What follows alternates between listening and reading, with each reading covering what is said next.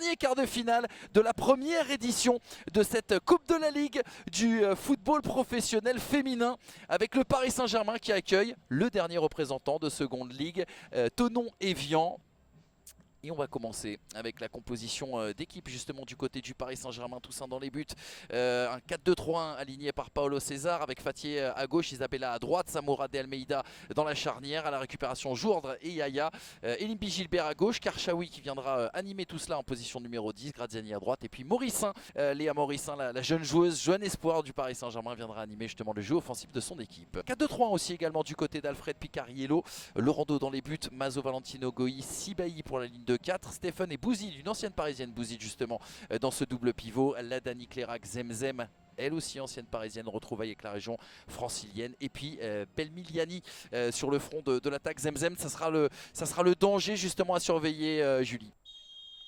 Une sensation de seconde ligue, Thonon-Évian qui réalise un très beau début de saison, reparti sur un nouveau projet sportif et seule équipe de seconde ligue qualifiée pour les quarts de finale d'une toute nouvelle compétition, la Coupe LFFP, et un ogre qui se dresse face à l'Évian-Thonon, le Paris Saint-Germain, et qui accueille donc ce dernier quart de finale. Qui pour rejoindre le Paris FC en demi-finale? Réponse dans 90 minutes et plus si affinité.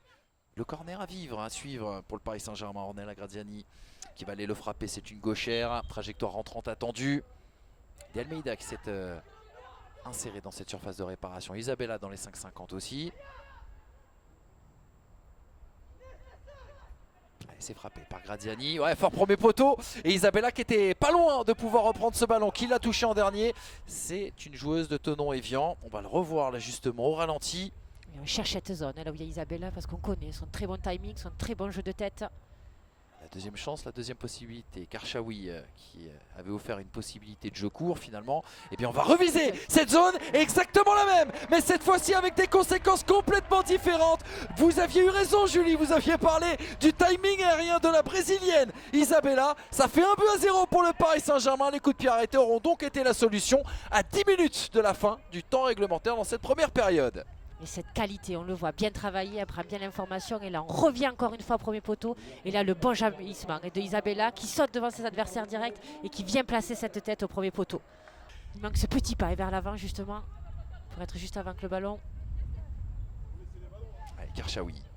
Elle, après, elle va prendre sa chance à distance. Elle m'en a fait bégayer, Sakina Karchaoui. Elle est venue varier et elle a eu raison parce que ce Paris Saint-Germain avait du mal à rentrer dans ses 16,50 m. Effectivement, elle n'est pas cadrée, 2 touches de balle pour se mettre dans le sens du but et elle arrive à bien s'organiser pour tirer cette frappe sèche.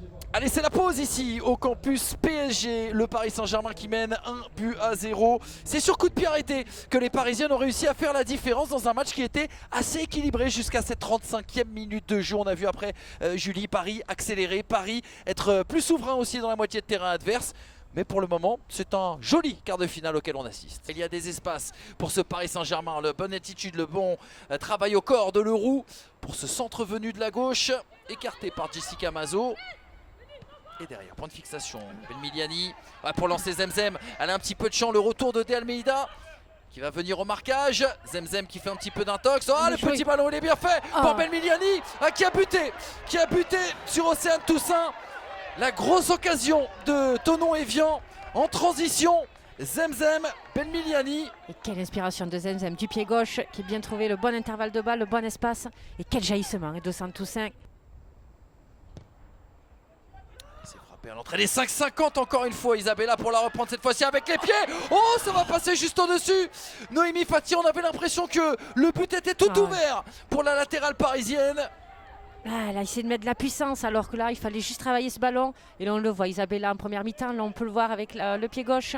En deux temps, petit cafouillage dans la surface de réparation. Et là le but grand ouvert, on ne vient pas être traversé comme il faut pour pouvoir mettre ce ballon à l'intérieur du but. On a pu voir toutes les qualités de percussion de cette jeune joueuse sur sa prise de balle, toujours orientée vers l'avant. Bouzid, elle va aller buter sur Ornella Graziani.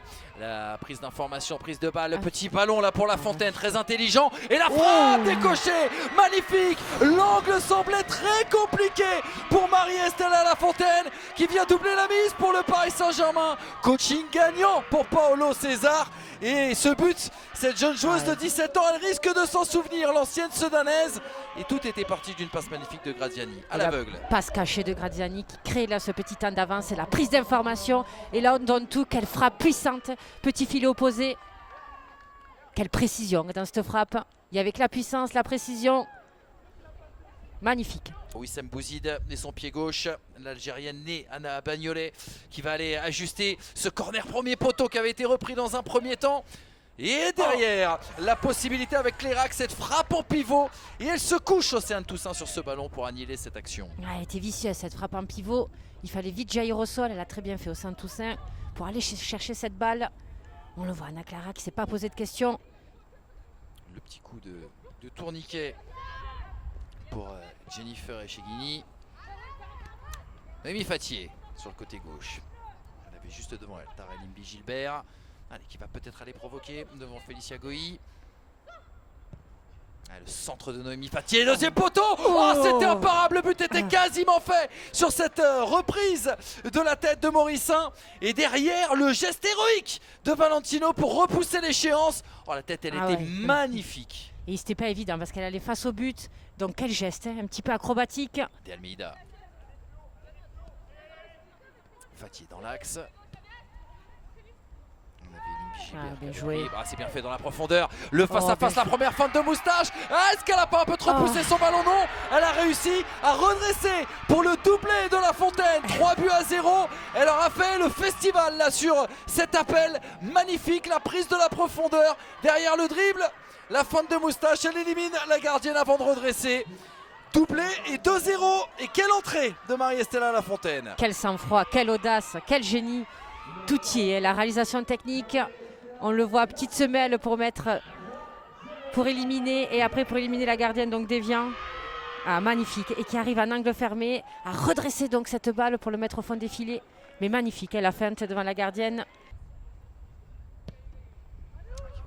5,50 et c'est bien capté par Océane Toussaint avec autorité. Et c'est ainsi que se termine ce dernier quart de finale. Qualification du Paris Saint-Germain qui retrouvera le Paris FC en demi-finale. On connaît donc le dernier carré de cette première édition de la Coupe LFFP. L'OL qui croisera avec Dijon, le PSG qui s'offrira un derby contre son meilleur ennemi, le Paris FC. Et fin d'histoire, fin d'une très très belle histoire écrite par Thonon Evian qui n'aura jamais renoncé dans ce match, qui aura pesé dans le scénario et qui aura dû s'incliner contre plus fort tout simplement.